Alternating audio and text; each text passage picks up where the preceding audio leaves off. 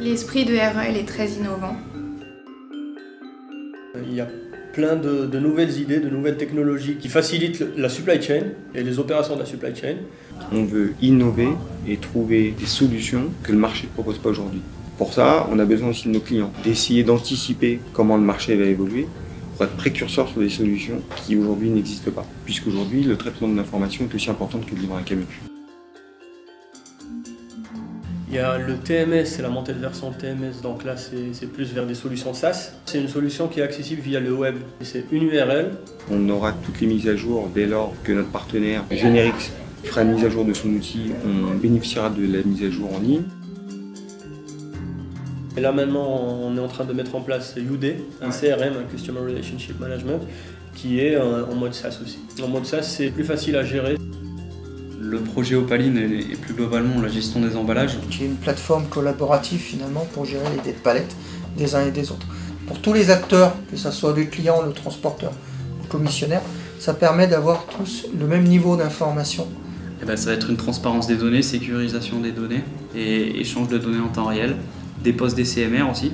Et donc nous, notre but, c'est vraiment d'aller chercher ceux qui ne sont pas clients d'Opaline pour les faire adhérer et justement pour qu'on puisse chacun avoir un seul outil de gestion des emballages. On est prêt à faire du tracking avec nos clients. On doit embarquer nos transporteurs dans notre process, dans cette montée technologique. Idéalement, demain, il faudrait que chaque camion ait un système pour pouvoir dématérialiser les POD et une fois que la livraison elle est effectuée, dans les 10 minutes qui suivent, le POD est envoyé au niveau du commissionnaire, au niveau du client, chez le transporteur. Souvent quand on parle d'innovation, on parle souvent d'innovation technologique.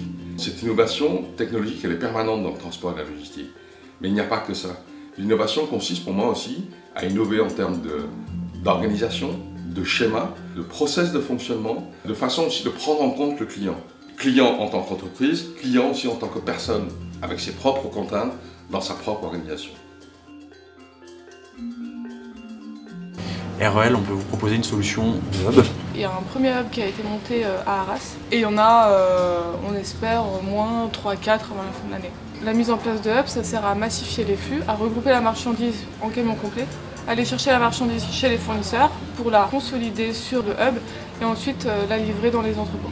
Donc comme ça, il y a un meilleur remplissage des camions, on réduit le niveau de carbone, on réduit le niveau de stock également sur les entrepôts et on réduit le coût de transport également pour les fournisseurs. Pour les nouveaux clients, où ça peut être avantageux, c'est qu'il y en a qui ont un prix peut-être très élevé parce qu'ils gèrent eux-mêmes leur transport.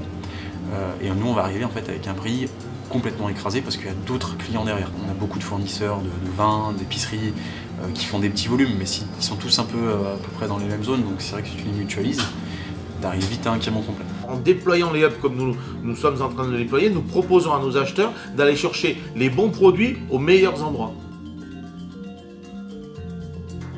Et je suis persuadé qu'en alliant la technologie, l'expérience et l'intérêt des gens pour ce métier, on peut faire bouger les lignes.